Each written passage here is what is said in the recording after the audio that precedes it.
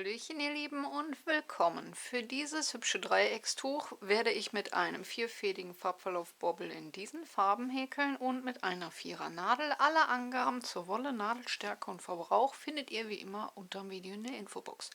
Und dann würde ich sagen, legen wir los. Ich beginne dieses Dreieckstuch mit einer kleinen Schlaufe am Anfang. Und diese beginne ich mit 3 Luftmaschen wie für ein Stäbchen. Danach mache ich einen Umschlag, gehe in die erste Masche zurück, vorzugsweise in die untere einzelne Schlaufe, hole den Faden durch und häkel durch 2 und durch 2 wie für ein Stäbchen ab. Dann sieht es optisch aus, als hätte ich 2 Stäbchen nebeneinander, nur dass diese aus derselben Schlaufe kommen, und habe einen kleinen Kreis, durch den ich jetzt durchhäkeln kann. Als nächstes kommen 4 Luftmaschen wie für ein Doppelstäbchen. Ihr könnt auch mit Stäbchen, also mit 3 Luftmaschen beginnen und das Ganze mit einem normalen Stäbchen beenden. Dann bekommt euer Dreieckstuch allerdings auf Masse viel Spannung am Rand. Das heißt, es ist nachher wie ein Rahmen. Ich persönlich mag es nicht. Ich mag es, wenn meine Tücher schön locker im Gesamten sind, und daher beginne ich mit 4 Luftmaschen für ein Doppelstäbchen und beende das Ganze mit einem Doppelstäbchen. Probiert es aus und könnt mir ja dann euer Feedback geben, was ihr besser findet. Als nächstes machen wir einen Umschlag und stechen nun um die Kette, aber durch das Loch, ein und häkeln 2 zusätzliche Stäbchen. Also ich beginne mit 4 Steigeluftmaschen für ein Doppelstäbchen, häkel danach aber 2 normale Stäbchen.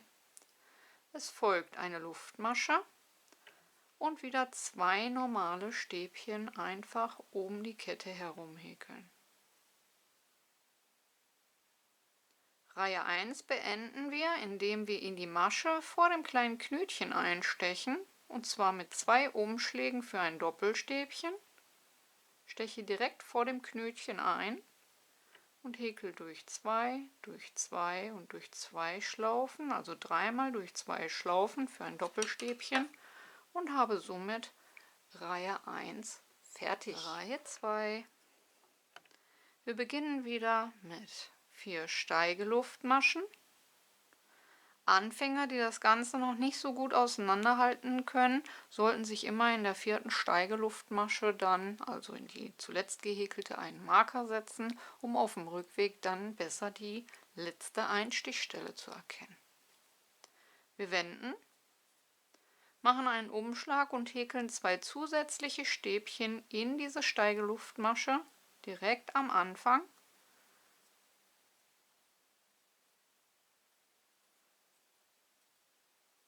Sodass die Luftmaschen und die 2 Stäbchen über den Steigeluftmaschen gehäkelt sind. Danach 2 Luftmaschen und nun häkeln wir eine Büschelmasche mit 5 Umschlägen.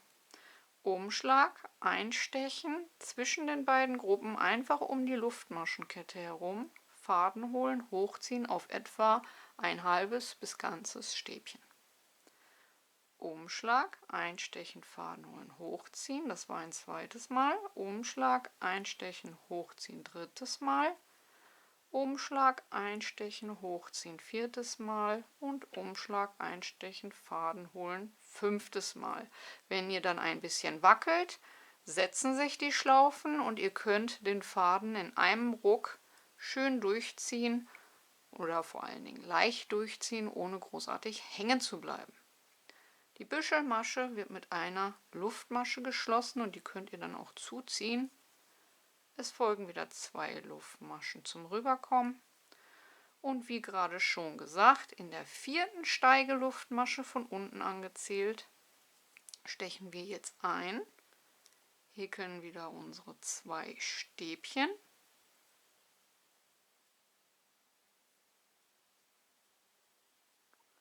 Und zum Schluss 2 Umschläge und ein Doppelstäbchen in die gleiche Einstichstelle.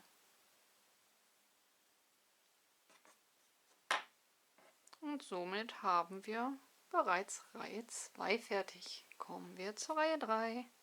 Wir beginnen wieder mit 4 Steigeluftmaschen für ein Doppelstäbchen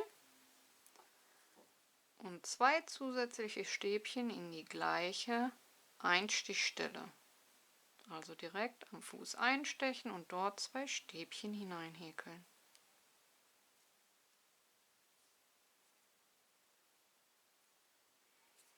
Eine Luftmasche. Und nun häkeln wir in das letzte Stäbchen der ersten Gruppe 3 normale Stäbchen hinein.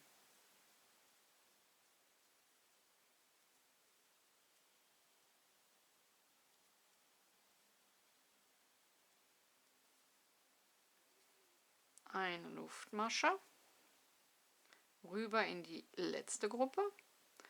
Den Teil mit der Büschelmasche lassen wir komplett aus und häkeln hier in das erste Stäbchen der 3 Stäbchen eine Gruppe aus 3 Stäbchen,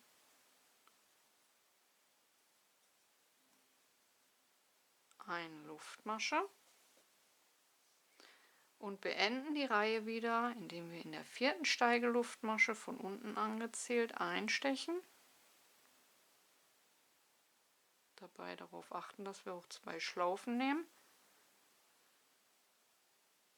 2 Stäbchen dort hineinhäkeln.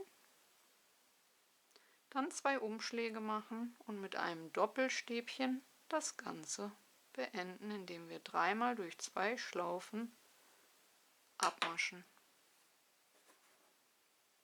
Und das war Runde 3. Kommen wir zur Reihe 4. Wir beginnen mit 4 Steigeluftmaschen und häkeln wieder am Fuß der Masche 2 Stäbchen in die gleiche Masche hinein.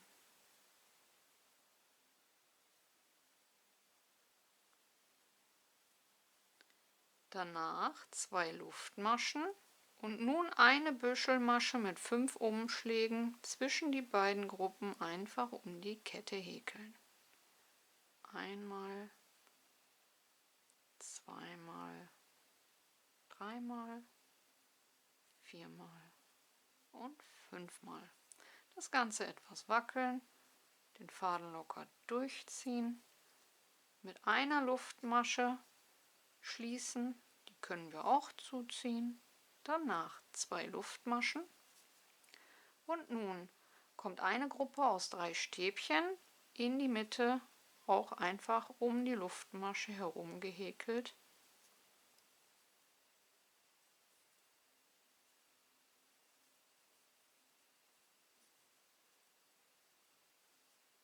Danach 2 Luftmaschen und wieder eine Büschelmasche zwischen die beiden Gruppen um die Kette herum mit 5 Umschlägen.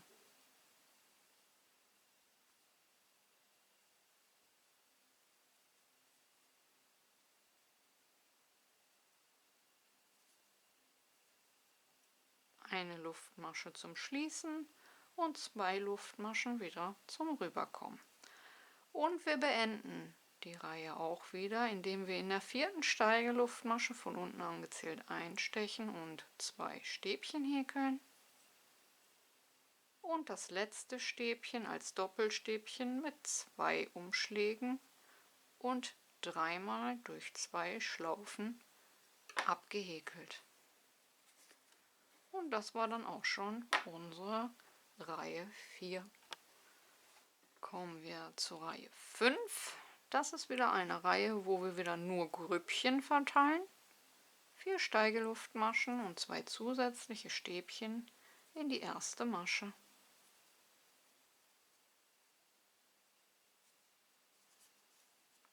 Eine Luftmasche und eine Gruppe aus 3 Stäbchen in das letzte Stäbchen.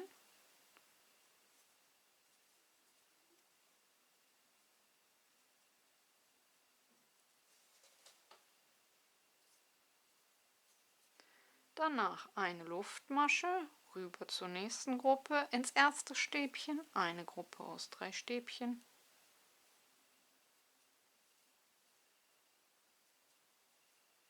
eine Luftmasche, rüber in das letzte Stäbchen, eine Gruppe aus 3 Stäbchen,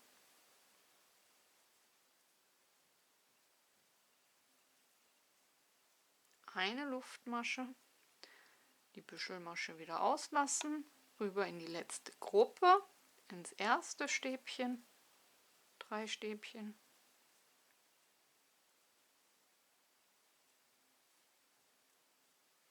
und am Ende der Reihe häkeln wir wieder in die 4. Steigeluftmasche, von unten angezählt 2 Stäbchen,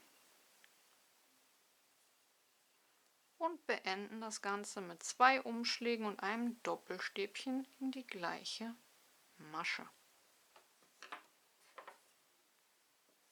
Und das war Reihe 5. So, und das ist das eigentliche Muster, ein sehr einfaches Muster, was auf Masse ein wunderschönes Bild ergibt und auch mir persönlich viel Spaß gemacht hat beim Häkeln. Es besteht nur aus diesen 2 Reihen, eine Reihe mit nur Dreiergruppen und eine Reihe dann mit Dreiergruppen und einer Büschelmasche dazwischen. Zwischen den Dreiergruppen häkeln wir immer nur eine Luftmasche und bei den Büschelmaschen links und rechts, also zum Hinkommen und wieder weghäkeln, kommen immer 2 Luftmaschen, ganz leicht zu merken. Dabei aber nicht vergessen, eine Büschelmasche wird immer mit einer Luftmasche abgeschlossen und die könnt ihr ruhig zuziehen. Dadurch habt ihr dann auch links und rechts 2 gleichmäßige Kettchen. Ihr könnt Anfang und Ende mit den Doppelstäbchen, so wie ich, häkeln, aber wie schon erwähnt, müsst ihr nicht, ihr könnt auch Stäbchen nehmen. Ich persönlich finde nur halt, dass der Rand dann viel zu eng wird, das Tuch einen Rahmen kriegt und einfach nicht mehr so schön fällt.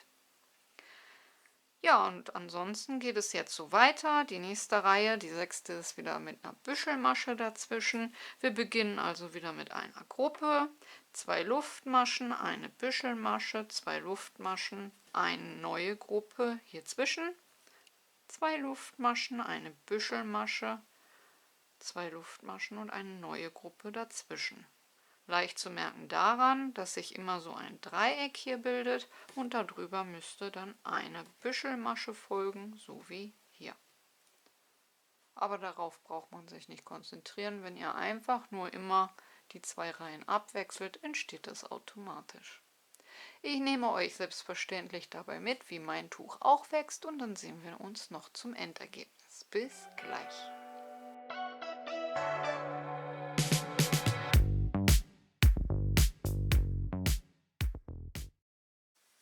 Nach 55 Reihen sieht mein Dreieckstuch so aus, noch ungewaschen und ungespannt. Trotzdem kommt dieses Muster bereits schon sehr schön hervor.